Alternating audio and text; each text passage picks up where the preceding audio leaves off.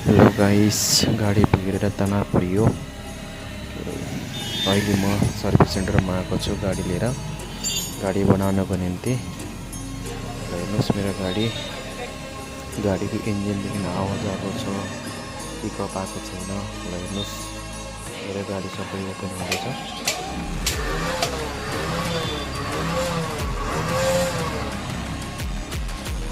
हेर्नुहोस् चेनको कन्डिसन, चेनहरू बाँधै छैन, सबै खिइसकेको छ। अब यसलाई चेन्ज गर्ने। हेर्नुहोस् गाडी सबै इन्जिन निकालिसक्यो, सबै खोलखाल गरिसक्यो। भित्रको के चेन्ज गर्नुपर्ने हो, के खराब अवस्था गरेँ।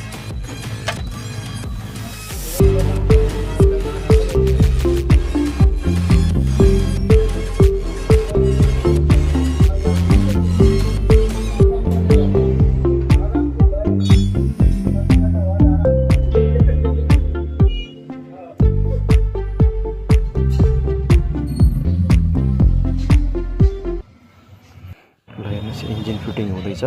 यसमा चाहिँ खराबी timing change, scissor gear and के भन्छ त्यो क्रेन अलिकति ड्यामेज थियो, त्यो सबै चेन्ज गरिसक्यो। अब फिटिङ हुँदैछ मेरो गाडी।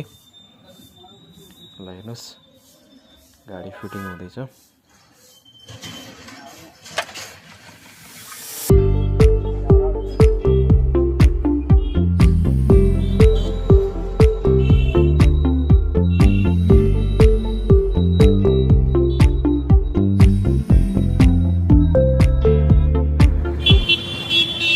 गाडी रेडी भयो, सबै फिटिङ भइसक्यो।